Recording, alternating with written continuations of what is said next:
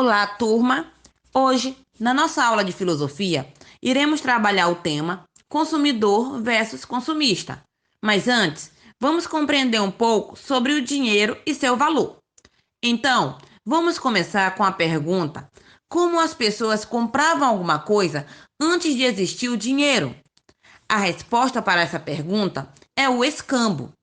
O escambo é o termo utilizado para designar a prática da troca de serviços ou mercadorias, método de pagamento caracterizado pela permuta. O que é permuta, gente? Permuta é a troca. Você me dá uma coisa e eu lhe dou outra em troca. E que substituía o dinheiro. O escambo foi algo bem comum no período colonial. Os portugueses, como vocês podem observar nessa imagem, davam bugigangas, apitos, espelhos, chocalhos para os indígenas e, em troca de trabalho, os nativos deveriam cortar as árvores de pau-brasil e carregar os troncos até as caravelas portuguesas.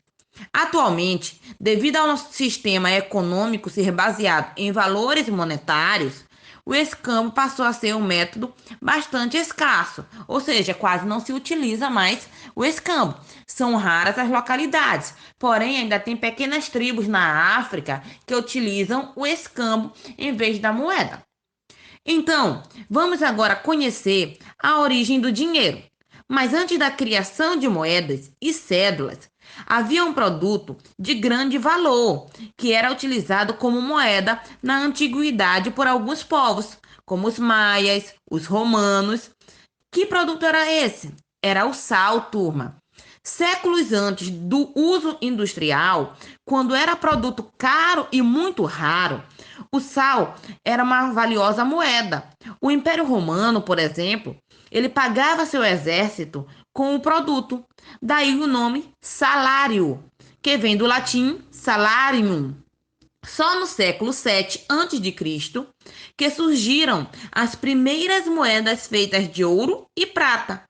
A princípio, essas peças eram fabricadas em processos manuais e muito rudimentares, mas já refletiam a mentalidade e a cultura do povo da época. Durante a Idade Média, surgiu o costume de guardar as moedas com os oríveis e, como garantia, era entregue um recibo. Era bem parecido, gente, com o processo que acontece hoje, quando depositamos o dinheiro no banco e depois usamos o cartão para resgatar.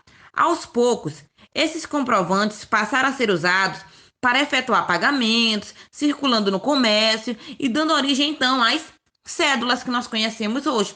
Está aqui um exemplo de uma cédula de R$ 1 que já até saiu de circulação. E agora vai vir uma nova cédula que a gente nunca tinha visto antes, mas que agora, por exemplo, é a Casa da Moeda Brasileira, que é a Casa da Moeda Central do Brasil, e está lançando, que é a cédula de R$ 200. Com o surgimento dos bancos, essas instituições assumiram para si a função de emitir as cédulas de papel, que foram chamadas também de bilhetes de banco. No Brasil, os primeiros recibos foram emitidos pelo Banco do Brasil em 1810 e tinham seu valor preenchido à mão, como é feito com os cheques. Ou seja, era bastante trabalhoso. Aos poucos, como já acontecia com as moedas, os governos passaram a controlar a emissão de cédulas de dinheiro para evitar as falsificações e garantir o poder do pagamento. Atualmente, quase todos os países possuem seus bancos centrais, que são encarregados de emitir cédulas e moedas. Muito bem, agora que já conhecemos a história do dinheiro, vamos entender como poupá-lo. Vocês podem estar se perguntando, mas o que é poupança? Ops, ixi, gente, imagem errada. Brincadeiras à parte, a poupança é uma forma de você guardar dinheiro para usar depois. Certo, certo. Mas por que poupar? Vocês devem estar se perguntando.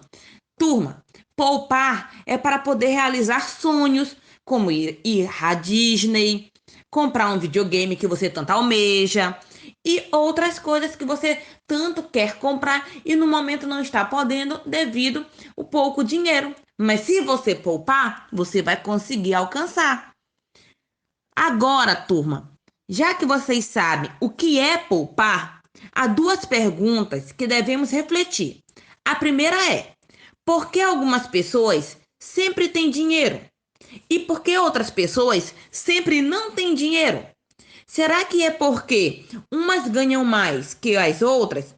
Certo, gente. Algumas vezes sim. Algumas vezes o dinheiro que umas ganham com certeza sobrepõe as outras e as que ganham mais podem poupar mais do que as que ganham menos. Mas vamos imaginar duas pessoas que no mês ganham o mesmo valor de R$ 900, mas uma sempre tem dinheiro na sua poupança. Já a outra nunca tem nenhum dinheiro.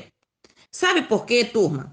O segredo de poupar não é o quanto se ganha, mas o quanto se gasta. Para que possamos entender essa diferença, vamos olhar o conceito de consumidor versus consumista. Assim, vocês entenderão o porquê umas sempre têm dinheiro e outras nunca têm. Consumidor. O consumidor consciente, ele pode ser entendido como a pessoa que analisa as melhores escolhas ao se comprar um produto, ou até mesmo ao adquirir um serviço. Ou seja, é uma pessoa que ela pensa antes de comprar, que ela calcula antes de comprar algo. Exemplo: se eu tomo a decisão de lavar meu quintal com uma mangueira, sabendo que a água é um recurso cada vez mais escasso, certamente minha atitude não é de uma pessoa que tenha um consumo consciente. Então, posso entender que consumo consciente é pensar nas melhores escolhas ao adquirir os melhores produtos e serviços que poluam menos a natureza. Porque consumo consciente, turma, não é apenas você comprar menos, mas é você comprar pensando não só em você, mas também no coletivo.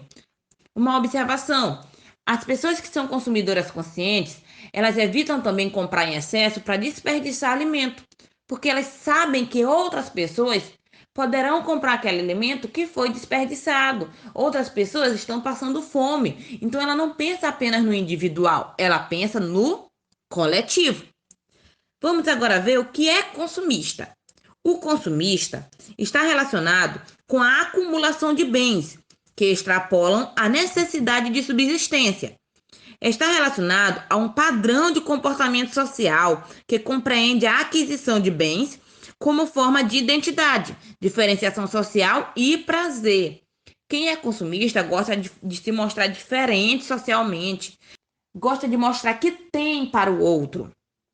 Exemplos: a vendedora da loja ligou dizendo que chegou modelos novos de vestido e seu armário está cheio de vestidos. Você dá uma passadinha lá como quem não quer nada e compra só alguns vestidos.